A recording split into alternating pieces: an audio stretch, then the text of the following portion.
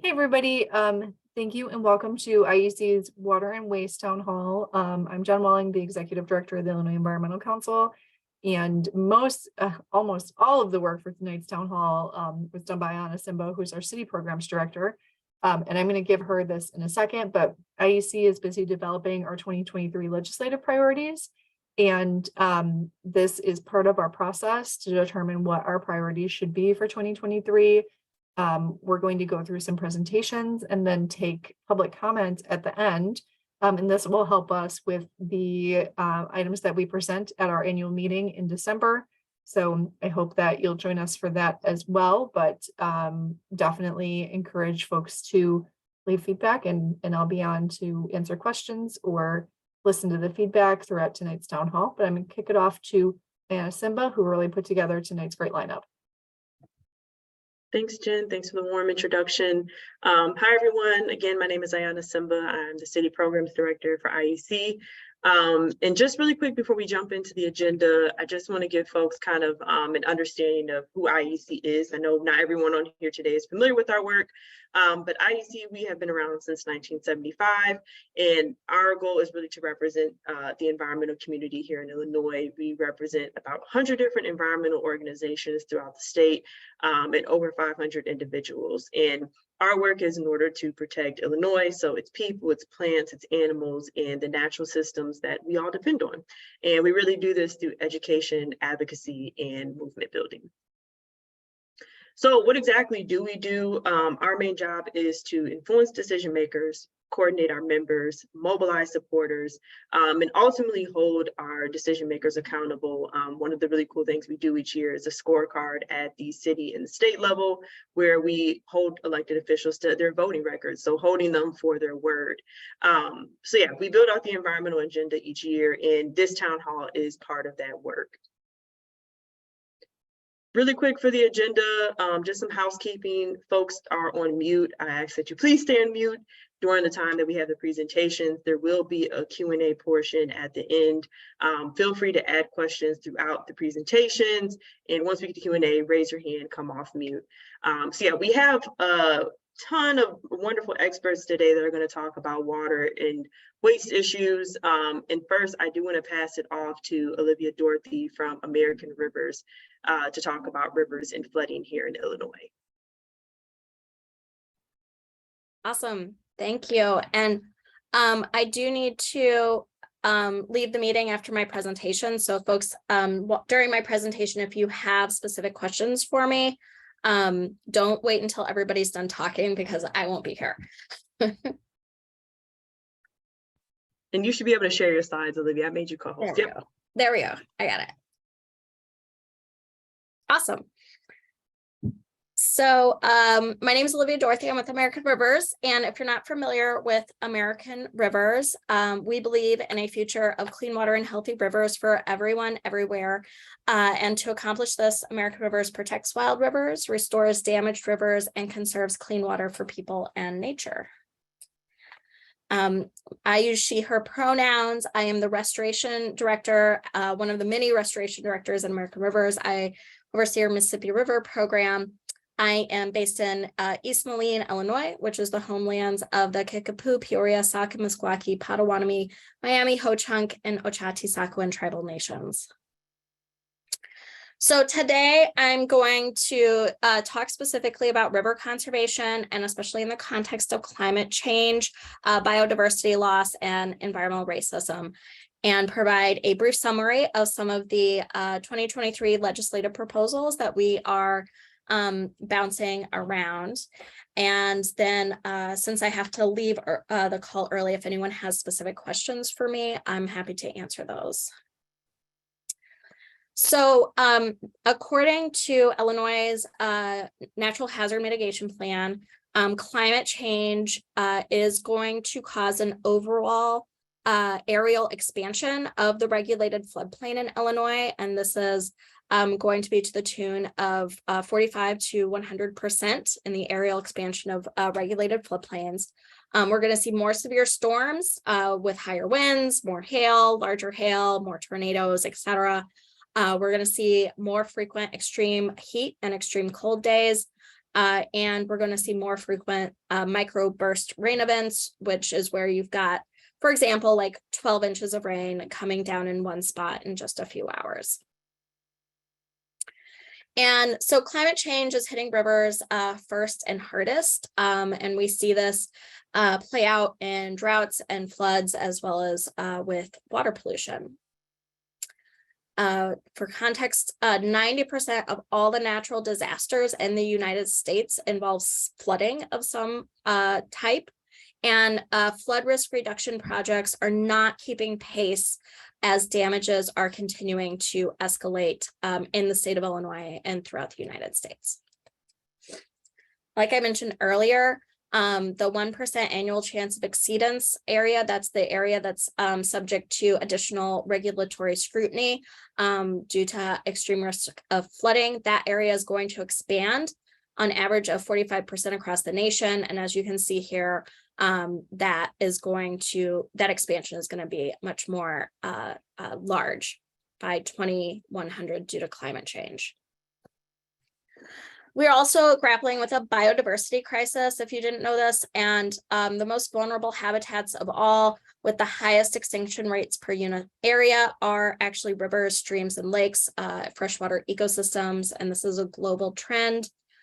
If you look at the concentrations of imperiled biodiversity across the US, you can see you'll probably be struck by the large land areas, but if you notice, all of the major US rivers are ranking among the highest categories of imperiled biodiversity. And so that includes the Illinois River and the Mississippi River and the Ohio River and the Wabash River and all of our major river systems. And that's significant because floodplains are, which we find along our rivers, are among the most biodiverse and productive ecosystems in the entire world. They are second only to coastal estuaries in terms of biodiversity and the ecosystem services that they provide, even though they're a relatively small land area. And then lastly, we have happening along our rivers, like every other part of our society, racism playing out. And this is just to give you an idea of what this looks like in terms of river conservation and flooding and climate change.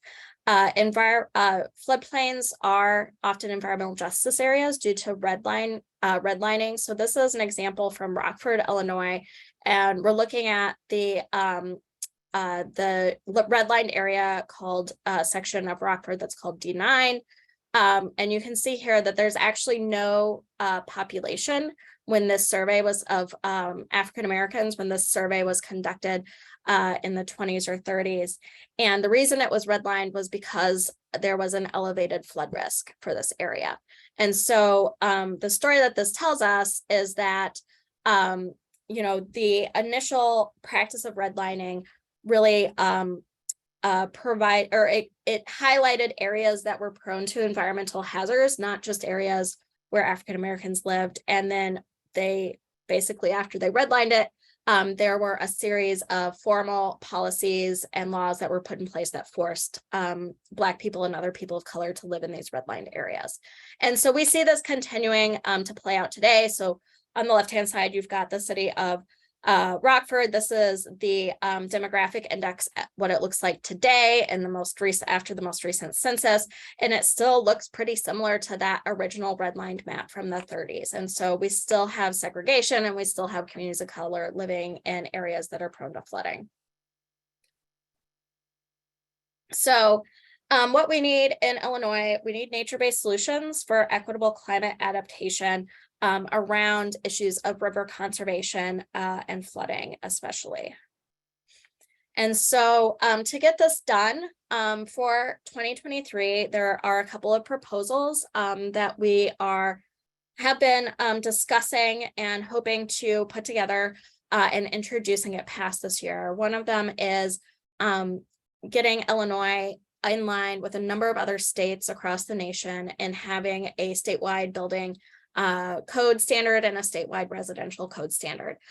States like Texas and Florida and even Nebraska have statewide building code standards. These standards save lives by reducing storm and flood damages. They allow us to get the state of Illinois to get access to more federal funding for climate change adaptation. And these standards are actually updated regularly by the International Code Council. And so once we get them in place, they will be updated periodically based on the best building practices in the world and new technologies.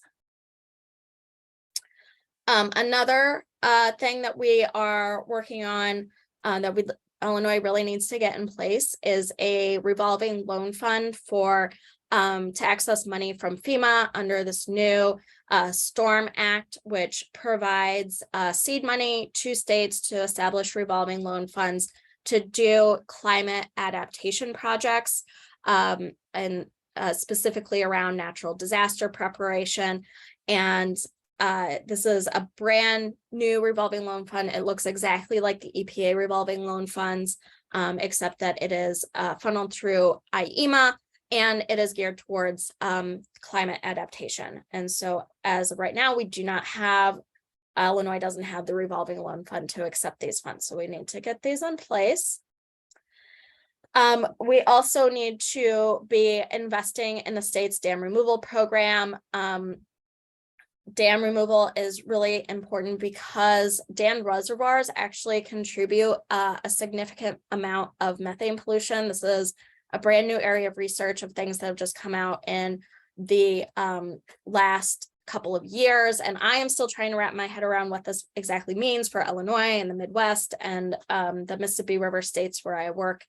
But basically, on average, a dam reservoir will release the equivalent of 29 barrels of oil per acre in emissions, if I got my math right.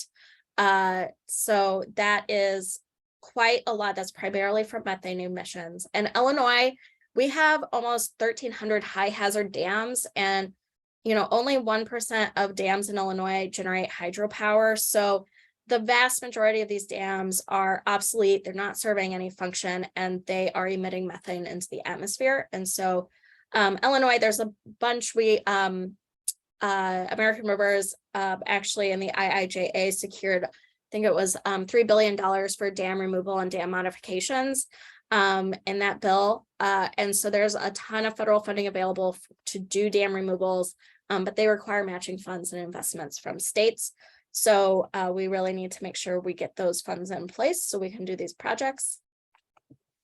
And lastly, we need to look at doing a more climate smart agriculture to address the flooding issues, because healthy soils hold more water on the land. And flooding in the state of Illinois, like the rest of the 5 upper Mississippi Basin states, flooding is the most prevalent cause of crop damage in the upper Mississippi Basin.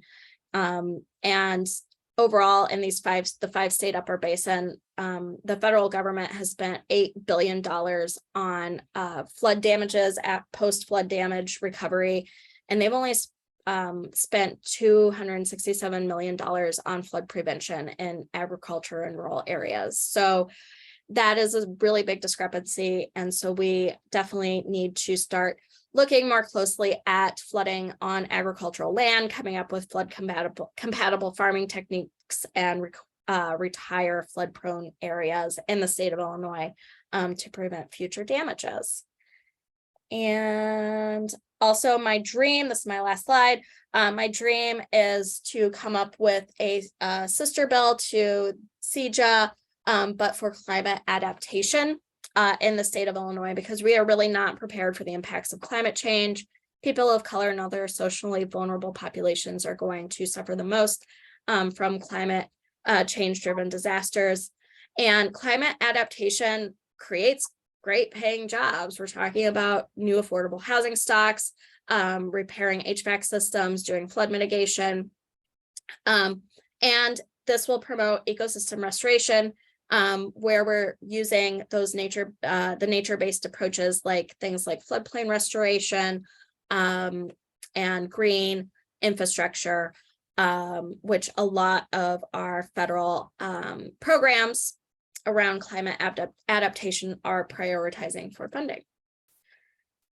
And that's all I have. And like I said, I do have to leave early, so I'm happy if folks have questions specifically for me, I'm happy to answer them. Yeah, Olivia, there was a couple. One from Candace Colby. Is there work being done to restore floodplains along the Mississippi River to counter what I understand to be destructive work done by the Corps of Engineers? Yes, that is like my entire job. That is the most of my job, is working with the Corps of Engineers on floodplain restoration. They should be doing it, they are not. And we actually have multiple lawsuits against them on this issue. And we definitely need to be doing more floodplain restoration along the Mississippi and the Illinois River. Because a lot of destruction there. Des Plaines River dams, off the top of my head, I don't know what the status, does anybody know the status of all the dams on the Des Plaines River? I think some of them are on the list to come out, but I know the next dam on the state's list is on the Rock River. They're working on the Fox River right now, though. What is about the dams that produces methane? So the thing that produces methane is the organic matter getting trapped behind the dam and decaying in an anaerobic environment. It emits a lot of methane, and it emits a lot more methane than was previously understood based on some new research that's come out. It's quite a lot of methane actually coming out from behind these dams, especially in agricultural watersheds like what we have in Illinois. Were there any other questions for me? I didn't see any others in the chat, and I know you have to hop off soon. So thank you so much, Olivia, for presenting, especially last minute. And yeah, if there's any other questions, we'll keep track. And yeah, thank you again for presenting. Absolutely. I'm happy to share my slides too. Thanks, that would be everyone. helpful. Thanks, Olivia. With that, I am now going to pass it off to Brianna Parker from Elevate to talk about water affordability and shutoffs. Hello, everybody. I'm going to go through these slides rather fast. I'm Brianna Parker from Elevate. Next slide. So I'll go quickly. I'll just talk about some key terms just around understanding and addressing water affordability. I'll also talk about LIWAP. There was the low-income household water assistance program, kind of flip that around. There also is a statewide study that I'll touch briefly about, and then talk about the city of Chicago and recommendations and shutoffs. But I'll start by saying Elevate has been doing research with the city of Chicago around water affordability. We won't be sharing any of that research today because we're still in the process of gathering it, so it won't be as in-depth, and we look forward to sharing that later on. But we've been analyzing the impact of the utility bill resistance and COVID on water affordability, so I'll touch on some of that. So next slide, please. All right, so our mission at Elevate, we design and implement programs that reduce costs, protect people and the environment, ensure the benefits of clean energy and efficient energy use that reach those that need it the most. And that also includes water affordability and efficiency. Next slide, please. All right, next slide. So understanding water affordability. So we know that water affordability is the ability of somebody to pay their water bill. And then the burden is when the percentage of their income goes towards paying the water bill. It's too much, they can't afford it. The percentage is too high, and that I'll talk a little bit about that percentage. And then water assistance is programs that help people who temporary or long-term have difficulties paying their water bill. Next slide. There are eligibility requirements. So the EPA says that 4.5 indicator, if your bill is more than 4.5% of your income, that's assumed to be water burden. Next slide. All right. just wanted to note that Elevated MPC in 2018 published a water affordability challenges across the region. That's a resource that we still use. And it found that water affordability is a region-wide issue that everyone needs to be aware of and take steps to address. As water system maintenance costs like lead service lines, which I know folks are going to talk about, and rates increase, we need to carefully examine the ability of pay of customers, because they're not going to be able to afford it. We know that water bills have gone up, and their ability to pay and their income has stayed steady. And affordability is a continuum, not a dichotomy. Next slide. All right, before I get into the city of Chicago, I'll talk briefly about the low-income household water assistance program, which was a pilot program that was to provide restoration, prevent disconnection, and reduce the arrearages of households. The arrears were defined as owing $250 or more for water and wastewater services combined, and the customer benefit was $1,500. Now, I'll just stop here and say it's been a pilot program that has not been the counties across Illinois and even nationwide. This program has been a hard administrative barrier, and so the funds have not been spent for it. Next slide, please. That's a note. I this year was on a community task force to talk about like how we can get national legislation for affordability that mirrored the LIWAP program. And here are some of the recommendations. One that I'll lift up is strengthen water access. A lot of programs call for lots of verifications that can unduly burden low-income households. So the ability for households to attest their income and just like just say, hey, I make this much, or I have zero income. It's just helpful and would help the burden. And also having programs that support renters that clear existing debt. Because next slide, I'll get into that later. So the city of Chicago. So the city of Chicago, as you can see here, I'll just note briefly that income has stayed steadily since 2008, and the water bill has almost arose 50%. That's just something to know. That's the city of Chicago. Next slide, please. All right, so we did analysis, and from that analysis, we had some findings. We did both quantitative and qualitative analysis for the city of Chicago. And what we found that water debt carried significant weight.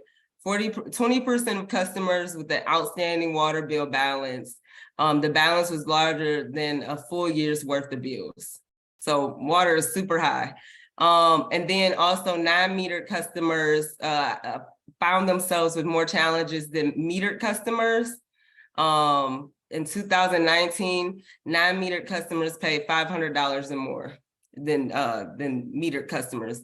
And also multifamily buildings saw the highest rates of non-payment and debt increases over time. And that started at 2 flats. Next slide, please. All right, some of the qualitative findings was with the city Department of Finance, the original goal of UBR, which is a utility bill relief program that the city institutes, is the city's assistance program, was to provide assistance to low-income water and sewage customers. At the same time, the city needs to fund the water system, which is solely dependent on revenue from water and sewer fees. And there's some other things that's tacked into those fees. And then literacy and unfamiliarity with internal plumbing and water infrastructure leading up to the home is a challenge to resolving water affordability issues for residents. And then ensuring for water advocates, we found that making sure that we work collaboratively together was something that could help the system work better. Next slide. All right, here's some key recommendations from our findings. Implement universal metering for all residents. But we do understand that meters is not just something that you can just implement. You do have to talk to residents because there's lots of non-trusting of meters and 5G energy. That's a real thing. People talk about it all the time, and we have to talk about that to get the meters in homes. And then conduct thorough evaluation of UBR. While it is an assistance program, there's existing debt that has to be cleared. But I'll talk about that soon. And then expand income eligibility and include renters is something that we're working with the city for UBR to just expand. And then the lastly is continue to reinstate service for households that have been disconnected and launch water efficiency plumbing programs for those households. Next slide, please. So City of Chicago is taking action. So the UBR was made permanent in 2021. Low income eligible customers can stay on the program as long as they make on-time payments and they get their bill at 50% discounted rate for the first year, and they can recertify, which is something new. The city is working with Elevate to restore residential households and address leaks and upgrade existing water infrastructure. We have a water emergency team with the city. And then we've also been working with MPC on engagement. Next slide. All right, this is the part I'd like to just talk about and just take a pause because I'm going to talk about an ordinance and what, the state of shutoffs, right? Shutoffs are happening. We know that they stopped and you can only do it for emergency purposes until 2019. But I said earlier, existing debt for customers that have owed bills in the tens of thousands of dollars is still an issue, something that we definitely need to work on because people are going into foreclosure because they're tacking the water debt on people's taxes. So that's something that is a challenge that I don't have any resolution for, but I'm just lifting that up to you all. But the city of Chicago this year in July passed a water ordinance that increases transparency, prohibits the privatization of Chicago water system. And then the last thing, it codifies that 2019 moratorium on water shutoffs, which is great. However, water can still be terminated by municipal, industrial, and commercial users, and in the instances of a public health emergency. So that's great, but I'm just lifting up that some customers are slipping through the cracks because of their past existing debt that's going nowhere. So if you have a moratorium on water, that is great. What do we do with the existing funds? Still working on that. I'm working with customers that are experiencing that. That is the end of my presentation. I don't know if there are any questions for me, or are we doing that at the end? I think we're saving it to the end. We just did it for Olivia because she had to hop off. Thank you so much, Brianna. We're now going to move on to the next speaker, Justin Williams from the Metropolitan Planning Council. Hey, everyone. Hopefully that weird formatting that's going on there doesn't continue, but if it does, we'll just roll with it. My name is Justin Williams. I'm with the Metropolitan Planning Council. We're an 88-year-old nonprofit based here in Chicago. We work towards a more equitable and sustainable built environment. And I'm going to talk to you a little bit about our work on lead service line replacement funding and state revolving fund reform. Next slide, please. So just to level set a little bit, what is a lead service line? Why is it bad? So a service line is a pipe that runs from the water main under the street to your home.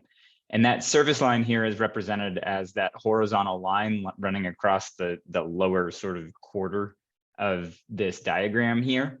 And it carries water from the water main, the distribution pipe under the street, to your home, right? It's essentially a straw.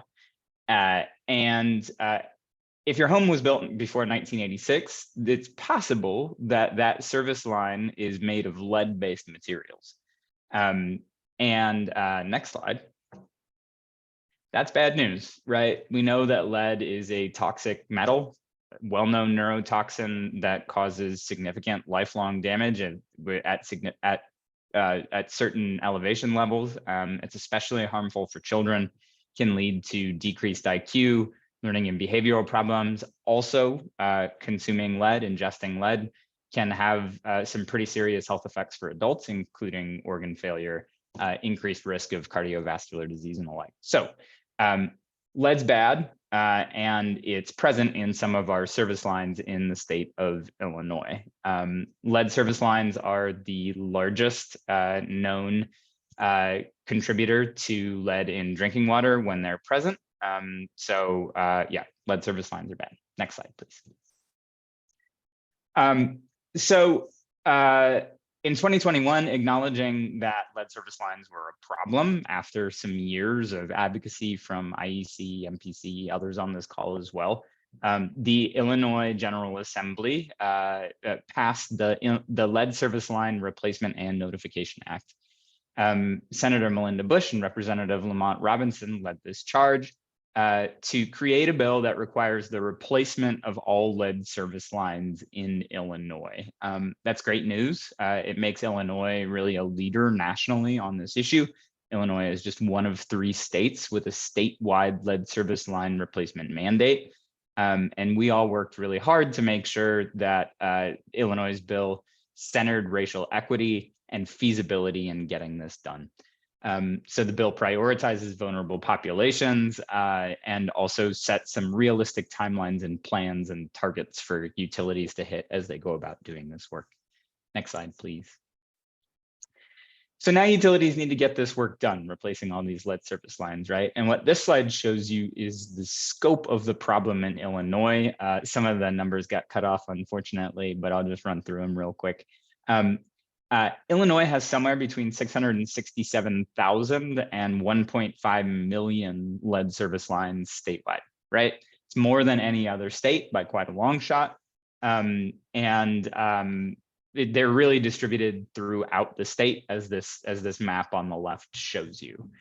What that means is that as we try to get our arms around the cost of replacing all these lead service lines and doing this work, we can estimate that it's going to cost somewhere north of $5.4 billion statewide to do this. That assumes a cost of $8,000 per line to replace, which is an average amount that we use based on US EPA data and what we see from other states, other cities across the country as they've completed this work. So we can guess it's going to be about $5.4 billion statewide to replace all of the state's lead service lines. Next, please. You may have heard that the federal bipartisan infrastructure law passed last year provided some significant funding for lead service line replacement, and that's true. And what this slide here shows you is that the amount of that money that Illinois is going to get is important. It can do a lot of good work, but it's not going to be nearly enough money. Really, the bottom line here is that box in the lower left-hand corner, Illinois is expected to get $565 million or so for lead service line replacement from the Infrastructure Investment and Jobs Act, but we need $5.4 billion, so that leaves a gap of around $4.9 billion. The rest of this just really shows what you could sort of expect to get done with $565 million. Next slide, please. One last thing I just want to stress about the lead service line problem before we start talking a little bit about what we're doing to work on addressing that funding need is that there's a real racial inequity in terms of who bears the burden of lead service lines. So when you look at the communities with the most known lead service lines in Illinois, what you find is that Black and Latinx Illinoisans are twice as likely as white Illinoisans to be living in those communities. So let me put that to you another way. 65% of the state's Black and Latinx populations live in the 50 lead heaviest municipalities, right? While only 30% of the state's white population live in those same communities. And if you remove Chicago from analysis, the general trend holds the same. And there's a really profound funding implication on this slide that I just want to take a second to tease out. If municipalities are left on their own to pay for lead service line replacement, basically Black and Latinx Illinoisans are going to be twice as likely to bear that cost, right? There's a really clear need here to make sure we're not leaving this infrastructure problem literally at the feet of people of color in Illinois. There really needs to be sufficient funding to make sure that the state can live up to the promise built into the lead service line replacement bill to do this work equitably. Next slide, please. So to recap, we know that lead is bad. Our state's utilities need to get rid of it because of a 2021 bill, and there's not enough federal resources to go around. And we also know that people of color in Illinois disproportionately are burdened with this toxic infrastructure. So what are we going to do about that? This tells you two things that we're working on in 2023. And it's basically increase the amount of funding available and equitably prioritize funding. And I'm going to talk about each of those in turn. Next slide, please. So the first thing that we're working to do is to increase the amount of funding available for lead service line replacement. And in 2023, we're seeking to increase that funding specifically for childcare providers. The basic idea here is to fund replacement of lead service line replacement in all licensed childcare facilities in the state of Illinois. We don't know precisely how many lead service lines there are in childcare facilities, but $73.8 million would be enough to replace lead service lines in every single home-based childcare facility in the state, if they all had lead service lines. The reason for prioritizing childcare facilities here is sort of twofold. First, they're high priority by definition. Children congregate there. Children, remember, are most susceptible to the effects of lead poisoning. So we can do a lot of good by focusing resources there in childcare centers where children are congregating. The second is that childcare providers have an obligation under state law to test for and mitigate against lead in drinking water. And there's no funding available for them to do that. And so this funding will help childcare providers meet those mitigation requirements that they already have from the state. Next slide, please. So the second thing we're working on is in 2023 is we're working to not only increase funding, we need to make sure that existing federal dollars are reaching communities with the highest need. So federal lead service line replacement dollars flow through a program called the State Revolving Fund programs. Olivia mentioned that at the outset, and I just want to pause for a second and talk a little bit about what that program is. So this infographic basically shows you in real outline form how the program works. The federal government, which is EPA in the lower left-hand corner there, provides money to states, who then distribute that money to utilities, right? So the state is represented there as the state revolving fund right in the middle of that diagram there. The state then distributes that out to utilities as loans and grants. States have a lot of flexibility in how they set up and administer these programs, and therefore a lot of control over who's receiving lead service line replacement money from the federal government, right? Next slide, please. Unfortunately, there's evidence that these programs really don't operate equitably. And that's what this chart shows you here. This chart is taken from an analysis of Illinois' SRF programs that MPC did. And what it shows you is that on average, Illinois' whiter communities tend to receive more grant assistance compared to higher percentages, compared to communities with higher percentages of people of color living in them. This is a problem not only in Illinois, but nationally. Whiter communities tend to be receiving more of the grant benefits of the state revolving fund programs. So this is pretty clearly an inequity that needs to be fixed, both in the context of lead service line replacement money and more generally. The reasons for why this ends up happening are pretty complex, and we're not going to get deep into those here in this presentation.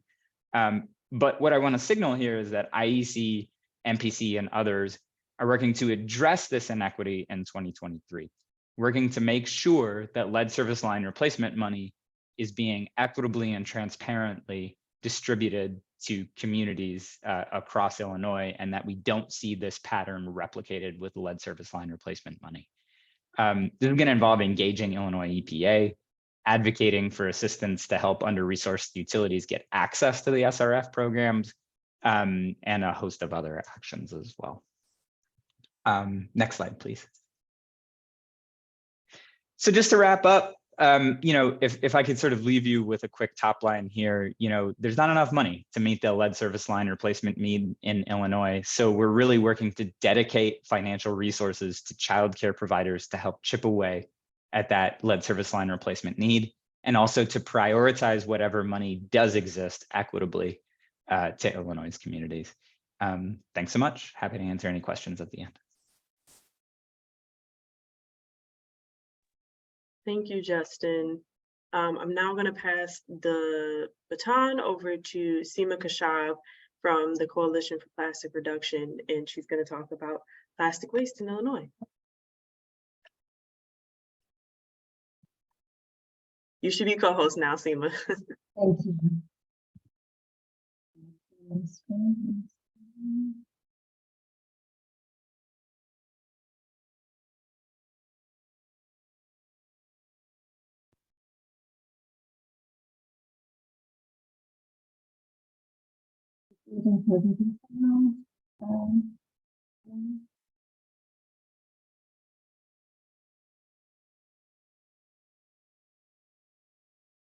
Yeah, you're good. We can see it.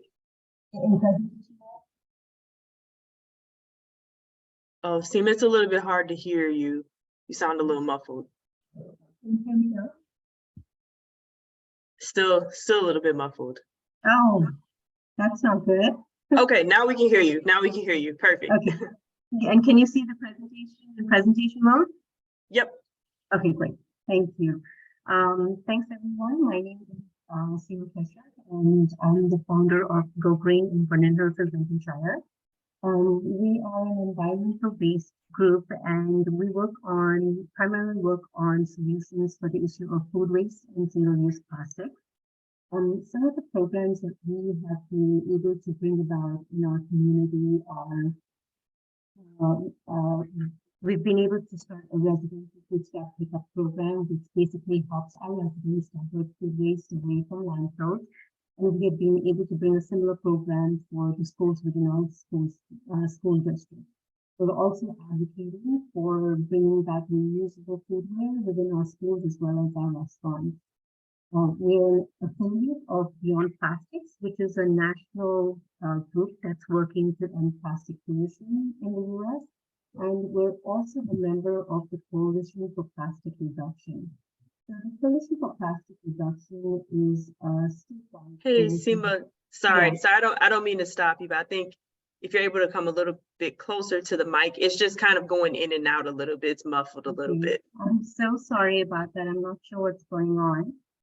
Okay, I think it's just the distance from the mic because I can hear you clear now. Okay, great. Okay, I'll try to be closer now. Perfect, thank you. So we're also members of the Coalition for Plastic Reduction. And this is a statewide coalition here in Illinois whose mission is to end plastic waste, essentially through working through policy changes. And what our aim is to prohibit the production, sale, and use of single-use plastics here in Illinois. We are a diverse coalition, so we have organizations that advocate for the water, like the Friends of Chicago River. We also have environmental groups, Go Green groups like us, as well as the Sierra Club, as well as public interest groups like League of Women Voters, Illinois PERG, IEC, and others.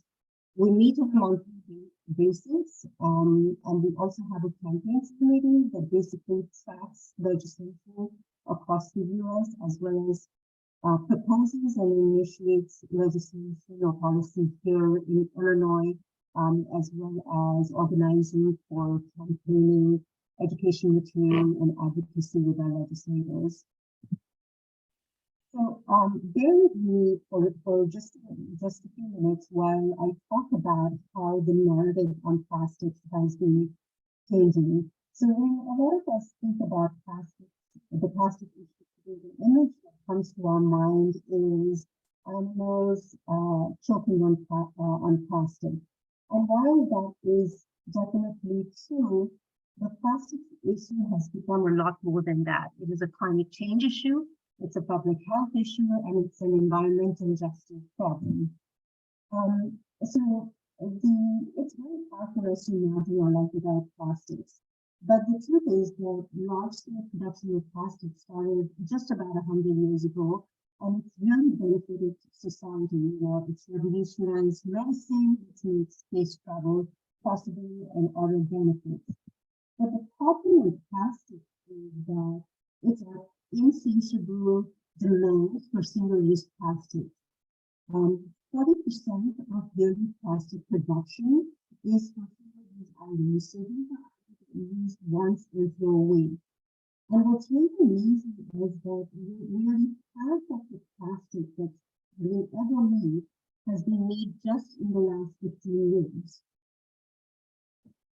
And every piece of plastic starts out as fossil fuel and it emits greenhouse gases throughout its life cycle, so from extraction, production, to disposal.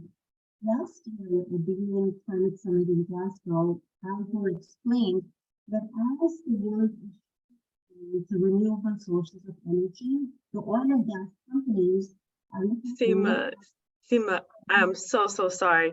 Is it possible at all to call in?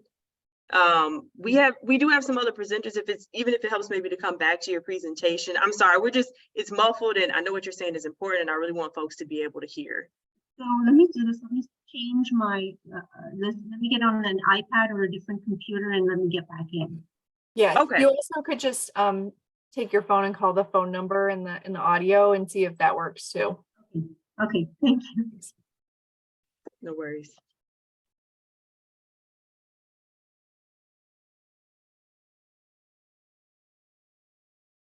I will give it a second really quick so she can call in.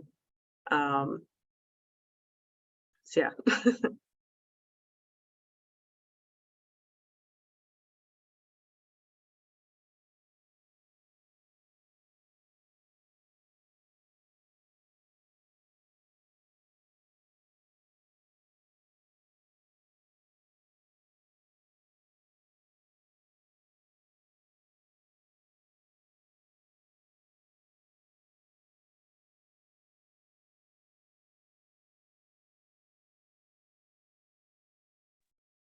Just really quick, while we have this pause here for a second, I just wanted to answer one of the questions.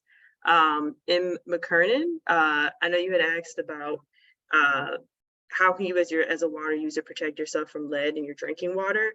You know, one of the most immediate things that you can do is get a lead water filter, so one that specifically can filter out lead. You could also request water testing. In the city of Chicago, they have an ongoing program. And then, of course, lead service line replacement. Chicago, I know a few other municipalities throughout the state also have some programs that can greatly reduce the cost of lead service line replacement. So I don't know, I just saw that as an opportunity to just quickly answer that question. I think Simba is probably going to return to us, but we do have another speaker lined up. Ariel Hampton from IEC is going to present about natural organics reduction. Ariel, are you good to be on deck for that right now? Okay, cool.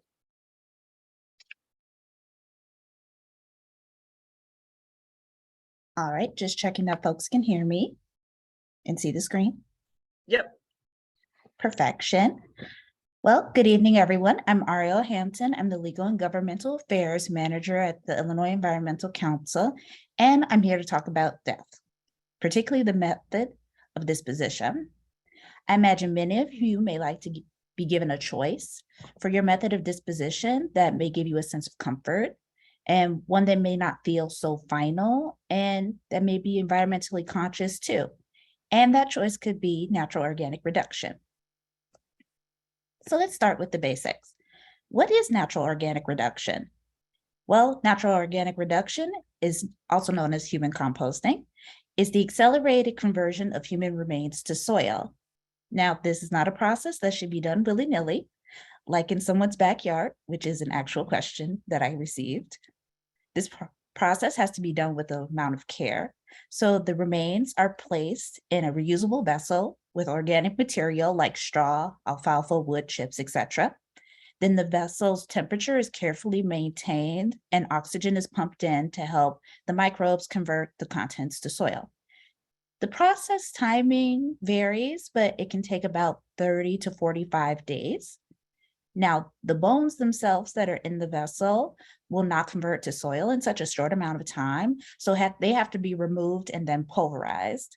And then what is essentially is ash is reincorporated back into the soil.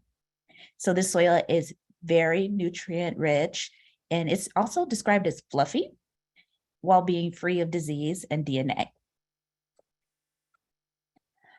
By the way the law is structured in Illinois is rather wonky.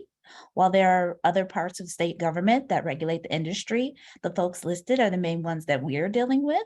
So first, we have the Illinois Department of Financial and Professional Regulation. These are the folks that license funeral directors and professional embalmers. Then we also have the Illinois Comptroller's Office, which oddly enough also plays a major role here. They're responsible for making sure that funding for pre-need funeral services and goods are placed in trust until they're needed. They also conduct annual inspections of the crematoriums and their paperwork. While NORA isn't an option here, IEC and our partners are working on legalizing natural organic reduction in the state of Illinois. But in the meantime, if folks want a greener alternative to the standard cremation, alkaline hydrolysis is an option. So alkaline hydrolysis, which is also known as water cremation, starts with the remains being placed in a metal chamber with water and alkaline chemicals. The contents of that chamber are subjected to heat, agitation, pressure for hours, but this process usually ends in less than a day. The process leaves the bones and any metal implants within the chamber cleaned, and the byproduct can be discharged through ordinary wastewater treatment systems. The bone, just like in, natural organic reduction, are removed and then pulverized and given to the family. So IEC and some of our partners actually got a chance to visit a facility that utilizes alkaline hydrolysis in Morris, Illinois, known as Aqua Cremation. So on the screen, you'll see that metal chamber that I was talking about where they place the remains and the alkaline chemicals. The next picture is of an oven. This is just a standard oven. Sometimes they allow the bones to air dry if they have enough time. Other times the family wants the ashes more quickly. So they will essentially place them in the oven to dry for a bit. And then this is a picture, and as you can see, there are some very visible ash remnants on it where the bones are pulverized.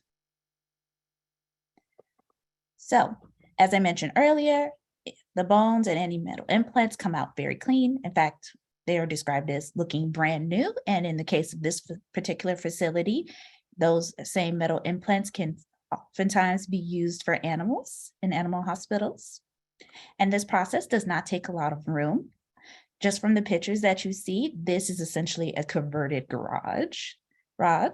And this process, the main issue is the initial startup cost here.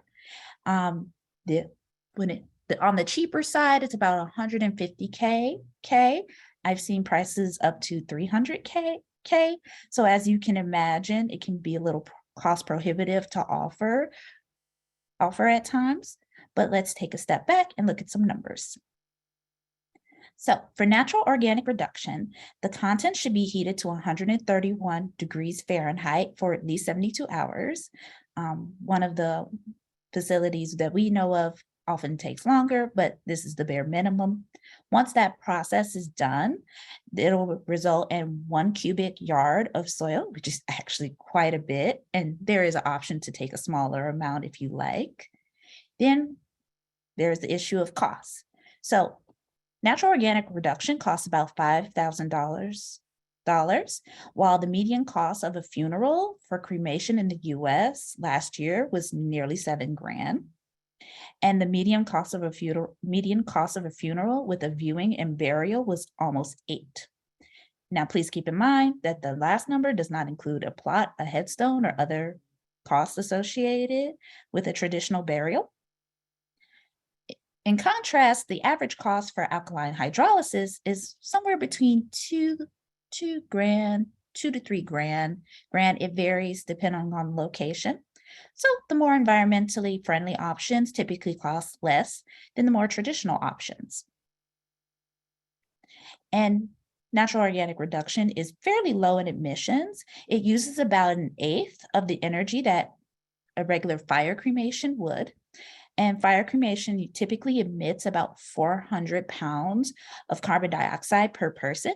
And given the number of people that pass in the US every year, which is what, about 2.8 million people per year, and how often they choose cremation for their method of disposition, which is a bit over 56% of the time, the emissions are significant.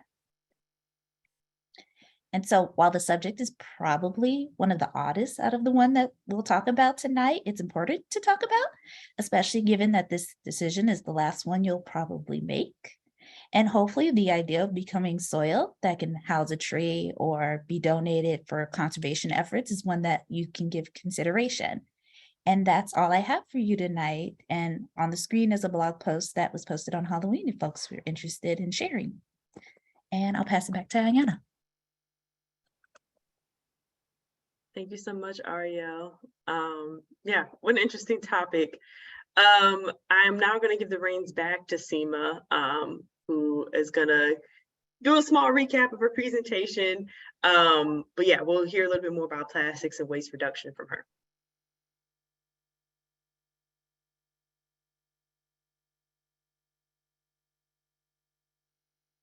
I don't know if your phone might be muted.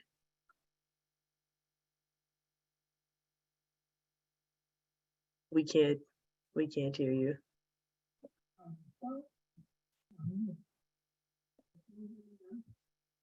Oh, no, we still can't. There might be. Simba, your phone is muted. We can see on the screen your phone is muted.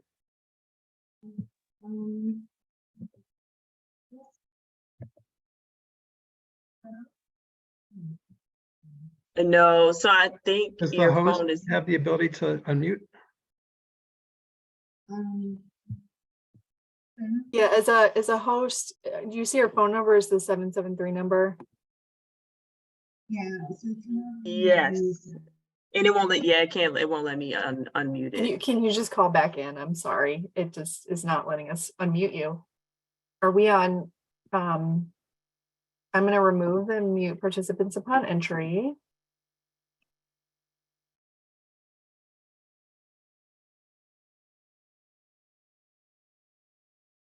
Okay.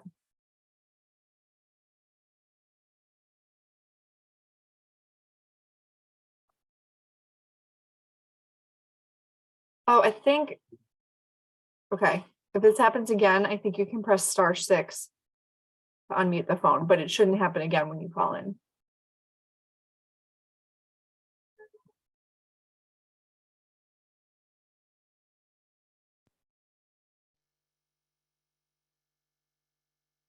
Okay, can you Okay. hear me now? Yes. Yes. Okay, perfect. Okay, I'll share my screen. I'm so sorry, everybody, for this. I was looking this morning. I'm not sure what happened just No, now. it's Just give fine. me a second. Wait. So I'll start from the top since all of this was muffled. Can you see my screen, Iyana? No, if someone, for some reason, it's not giving me the ability anymore, if someone's able to make her co-host again, but you should be able to share your screen though. Okay.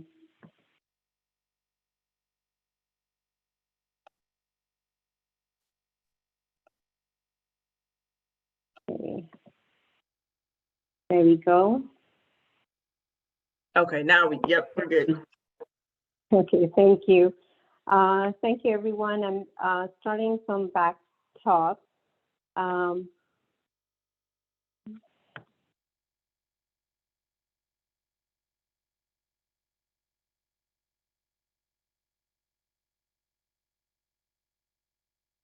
Okay, very good. So again, my name is Simba, and I'm the founder of Go Green in Vernon Hills in Lincolnshire. We're an environmental-based group, and we focus mainly on the solutions of food waste and single-use plastics. So some of the programs that we've advocated for and we've been able to bring in our community are a residential food scrap pickup program, where essentially we have residents are able to take their food scraps and divert them away from landfills to be composted. We've brought a similar program in the schools within our district, and we also advocate for bringing back reusable foodware within our restaurants as well as within our schools. We're an affiliate of a national group which is called Beyond Plastics that's working on ending plastic pollution. And we're also a member for the Coalition for Plastic Reduction. So the Coalition for Plastic Reduction is a statewide coalition that is working to eradicate plastic pollution through policy change. And one of our missions is to work on single-use plastics by prohibiting the production, sale, and use of single-use plastics here in Illinois. We're a diverse group. We have groups that are advocating for the water, like the Friends of Chicago River, environmental groups like the Sierra Club, Go Green groups like ours, as well as public interest groups like Illinois PUG and the others. We meet on a regular basis. We meet monthly, and we have a coalitions committee as well as a campaigns committee that's working on looking at different legislations and trying to push plastic legislation here in Illinois. I am going to spend just a couple of minutes talking about how the narrative on plastic is changing. So when a lot of us think about the plastic issue, I think the image that comes to mind is animals in the ocean suffering due to plastic pollution or choking on plastic. But plastics is a lot more than that now. It's a climate change issue, it's a public health issue, and an environmental justice problem.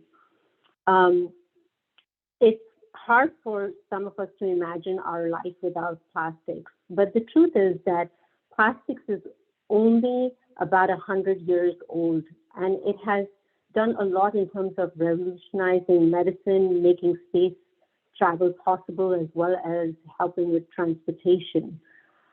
The issue that we have with plastics really is that it's our insatiable demand for single-use plastics. So if you look at this particular chart here, what we see is that nearly 40% of yearly plastic production is for single-use items. So these are items that we use just once and we throw away. Plastic production has increased 20-fold since the 1960s, and nearly half of the plastic that's ever been made has been just in the last 15 years. Now, every piece of plastic starts out as a fossil fuel, and it emits greenhouse gases through each stage of its life cycle. So from extraction to production to disposal. Last year at the UN Climate Summit in Glasgow, Al Gore explained that as the world is shifting to renewable sources of energy, the oil and gas industry is looking at plastics to make up for that shift in demand. And if that expansion continues the way they are planning for, it will threaten the world's ability to keep global temperature rise below 1.5 degrees centigrade. The big problem with plastic is that it does not break down. It does not biodegrade. But what happens is it breaks up into tiny pieces, which are called microplastics. Today, you can find microplastics everywhere, from drinking water to soil to the peak of Mount Everest, as well as deep in the Mariana Trench. Recent studies have shown microplastics to be found in the human body as well. A study in 2021 showed when they looked at just 4% of the human placenta. They found microplastics both on the fetal side as well as maternal side.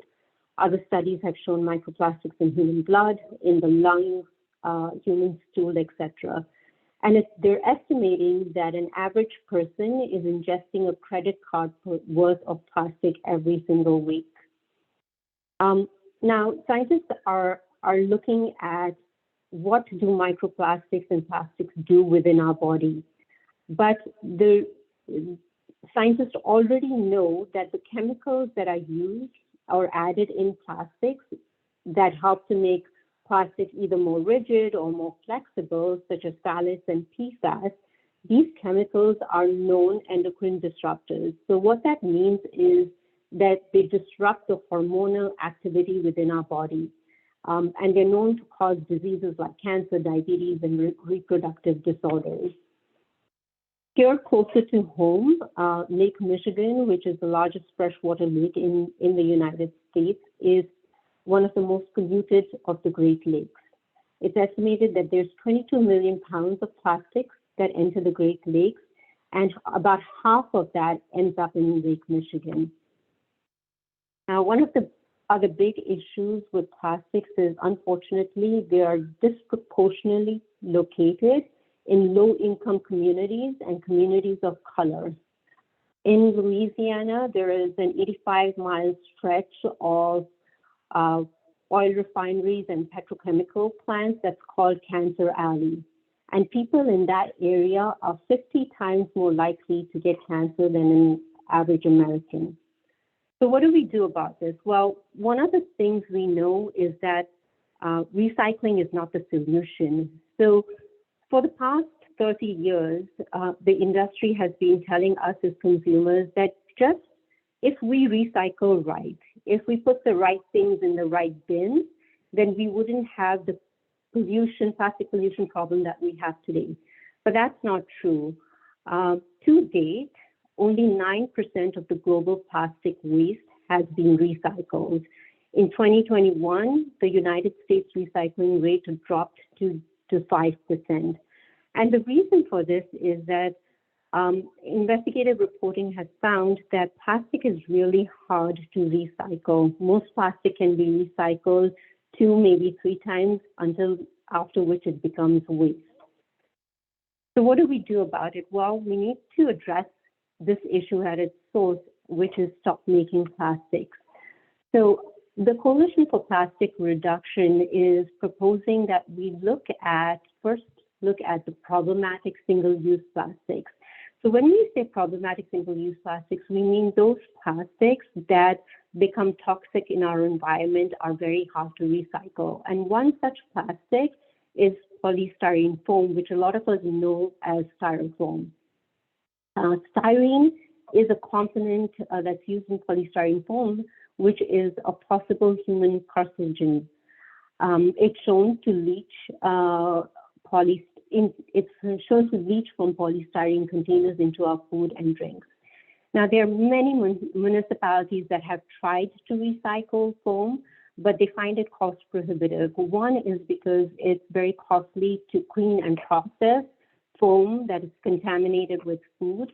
And secondly, there isn't a market that exists for recycled food service foam. So we believe, the coalition believes, that the time is right now in Illinois to bring a foam ban. If you look nationally, there are 8 states and over 200 cities that have banned polystyrene foam, and there are about 13 states currently that have a bill to ban it. If we look last year at the legislative landscape here in Illinois, there were a couple of things that happened that make this possible for the next legislative session. One is that the polystyrene foam ban bill passed through the House and Energy Environment Committee. And there was a legislation passed that prohibits procurement and use of single-use plastic foodware in Illinois state parks. Now, this is a huge deal in Illinois, considering that prior to 2022, there hasn't been much movement in terms of plastic legislation in Illinois. So the plan for CPR, our approach in moving this ban forward is, one, we need to demonstrate that to our legislators that there is wide public support for the ban. And this is especially true to show the support in swing districts as well as in suburban places where the moderate voter is more wanting changes in the environmental issues. Secondly is it's important for us as a coalition also to expand and our membership to show that there is a diverse group of organizations that are interested in terms of putting forth a ban on polystyrene. And secondly, which is very important, is for us to minimize our opposition that would come from the chemical industry as well as from DART. They might show that they would be an economic burden on restaurants from a polystyrene foam ban, and that is something that we need to address and bring restaurants on board to show that they're willing to change. So what I'll just conclude by saying is that the Coalition for Plastic Reduction feels very positive that we would be able to push forth with a polystyrene foam ban. And I would also ask if there are any groups and organizations here that are interested in joining us and working on policy for plastics. I will put in the chat our sign-on form, so please do go ahead and do that. So thank you everyone for your time, and I'm sorry about the technical issues. No worries. Thank you, Steve. I'm glad we were able to hear what you were saying. And thank you for presenting. And then our final speaker is Benjamin Crumstock, and I am going to share my screen because I have your slides. Oh, I think Jen or Jeff, either one of you are able to make me co-host so I can share.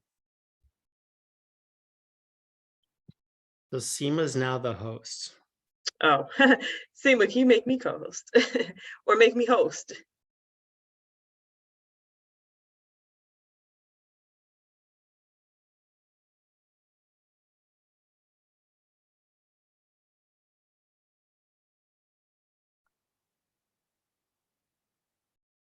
Okay, thank you.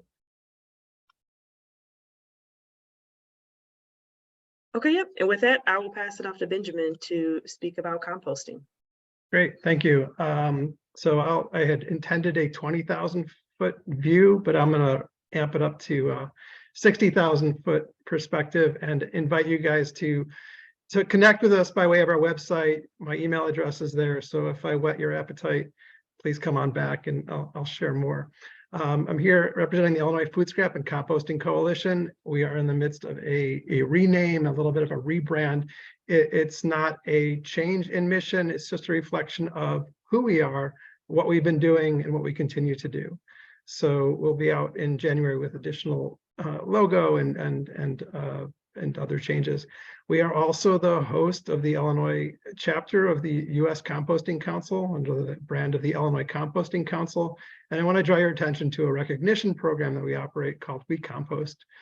We recognize folks who divert their food scraps and who do some on-site composting of their materials or of their organics. Restaurants are included, so head to our website, find a restaurant in your area, go there, choose them because they compost, and let them know that you're choosing that. Next slide. All right, so two sides of the slide. On the left, we're talking about the diversion side of things. And on the right, it's what are the benefits of compost. I'm not gonna get too into the detail. IFSCC is focused on all organics. The earlier presenter had one particular type of organic we don't tend to dabble in, certainly not deliberately, but it's everything. Food scraps was the foundation of the organization. Diversion and composting is the principal method of handling food scrap organics in Illinois. But it's all about the full complement of organics, landscape waste, manures, and any other organic material. If it grows, it goes. That's a motto we have within the organization, and we have a wonderful PSA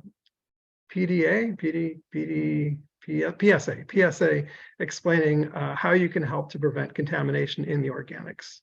The constituency runs from the people who just want to divert the food scraps, the organics, and see it handled responsibly, all the way through the processors and then the end users, which again can be those same residents who are diverting their food scraps in the first place. Focus again on the left side is landfill diversion. And compost itself actually addresses climate change at both material management sides. On the diversion side, where we reduce greenhouse gases emitted in the landfill, and then on the end product use side, where we have soil remediation and where compost serves as a carbon sink. Moving on to the use, the benefits of the compost. Soil remediation, we have improved water retention. So we have reduced need for watering, we have drought resistance. Compost does improve soil porosity. So the water that hits the ground actually is able to penetrate and you have reduced flooding. The reduced density also allows plants and roots to penetrate deeper. Erosion control, it's a healthier soil, and therefore with the water management benefits, you have the soil staying in place and reduced erosion. Compost also serves as an opportunity for us to improve the soil biome, increasing life and the natural nutrient exchange, which is supposed to happen in soil. All these things can lead to reduced chemical fertilizer, herbicide, and pesticide demand, improved plant and turf health, increased crop yields, which is a claim I can say we have evidence for. And the compost actually serves roles in contaminant filtration, sequestration, and degradation. So both physical filtration and chemical filtration. So if you want to prevent some of these runoff or contaminants from getting into water supply, compost has a role to play. That's us. I'm going to ask you to forward the slide, advance the slide. We invite you to come in. There are complicated issues, just as is the case with everybody else who's presented. So if you're considering legislation, you're wondering how touching one key on the keyboard might affect the overall composition, we are excited to join you and help, kind of help you work through the different complexities and help craft legislation that is ideal. Thanks a lot. Thank you, Benjamin. I know there's been some folks that have answered some questions in the chat. I did see one that was related to, does the proposed polystyrene ban include types of trays used in supermarkets and packaged meat and other items? Seema, I'm not sure if you know the answer to that. The only thing I will throw in there is that typically we have seen from other cities and other states that it usually doesn't. So things like egg cartons or like you were referring to, like those meat trays, are typically not included. And part of the issue behind that is that these are things that could be imported across state lines. So then now this is a legal question of something that's outside of Illinois' jurisdiction. That's been my understanding. As far as like why that's typically not included as far as polystyrene bans. But Seema, I don't know if you or anyone else here on the call may have something to add there. Yeah, Iyana, can you hear me? Yep. Yeah, I agree with you. Also, this is something that we have discussed previously within the Coalition for Plastic Reduction on whether that would be an exclusion or not, and that's something that we haven't made a definite decision on. It may be something that we might hold off on if we are pushed to bring that exclusion in. Thanks, Seema. There was a question earlier where someone was essentially saying that, we have alternatives to plastic packaging that exist. Why do we continue to use plastic packaging?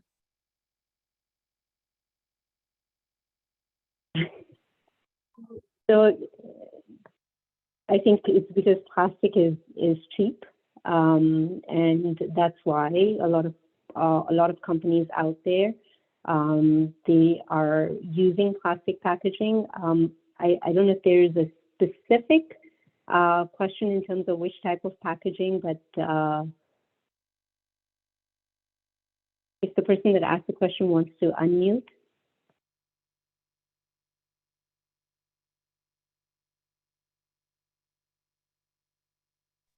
Okay, I'm unmuted. This is Dr. McKernan talking. Can you hear me? Yep, we can hear you. Yes. Okay, Mhm. we already know from years ago how to make bottles out of glass, or if you need to, we can make them out of aluminum. We already know how to make packaging. We used to use cardboard. We used to use wax paper.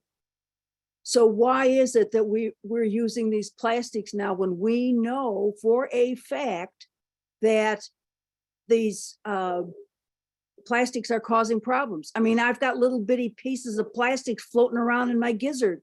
That just isn't, we shouldn't do that.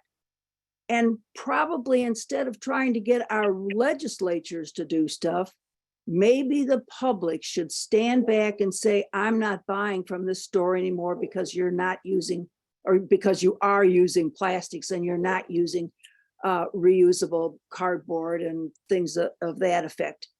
It just doesn't make sense. So, Doctor, absolutely agree with you that it doesn't make sense, and there are alternatives out there. As I said, plastic is only 100 years old. We had a different way of doing things just about 15 to 20 years ago, and we just need to go back to the old ways of doing things. But we do need legislative change. We do need policy for that to happen. The problem is beyond us consumers making a change. First, it has to be a systemic change. So it's again just not us up to us as consumers to make a change. I think it has to be more systemic. But the consumers also have the choice. We can also not use stuff. I never, ever buy bottled water. My water comes out of the tap.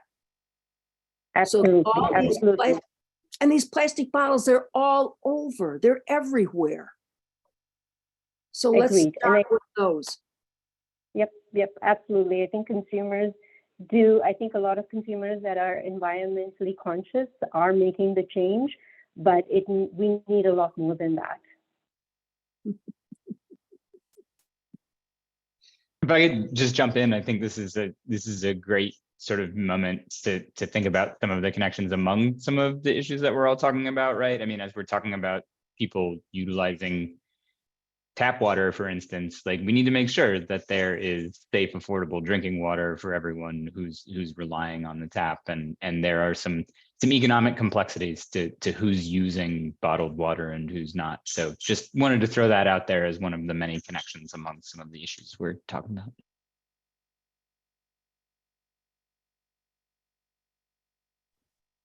I know we have, a few more minutes, so if folks have questions. I just wanted to just add just a interesting conversation I had recently in the Uber ride, where this was someone who lived like super far north suburb, and he was telling me how he uses plastic bottles, and so because he said because like the water is dirty and like the tap water is unsafe, and we started talking, and then I was like, oh, he said he just built his house like a few years ago, and I was like, okay, so that means you have new piping, so you wouldn't have lead in your drinking water because you have a much newer home, you're using newer materials, so you probably don't have it in your plumbing system either.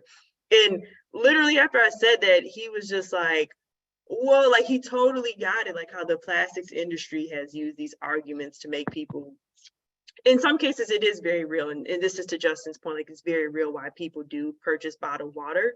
But there are other cases where you have folks that really aren't living in the type of situation where they would need, that would be a real necessity. So I would just, add another thing too of just self-educating. Like we're all environmentalists to a degree because we're here on this call, but like just having those conversations can change people's minds. Maybe I'm being a little naive, but it was just, maybe I just got a lucky Uber ride. Just checking here for the chat. I just want to do another call out if there's any more questions.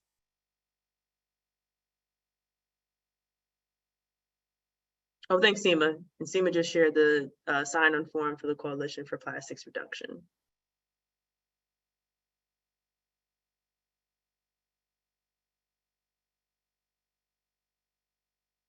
Okay, well, we are pretty much at time. Thank you everyone for hopping on to this town hall. The recording will be posted and shared. And thank you, a huge thank you to our presenters today who shared so much information with us, took the time out of their day and their evening. So thank you all. And yeah, everyone have a great rest of the week. Happy Thanksgiving, happy holidays, and thank you for joining us. Good night. Thanks. Thank you.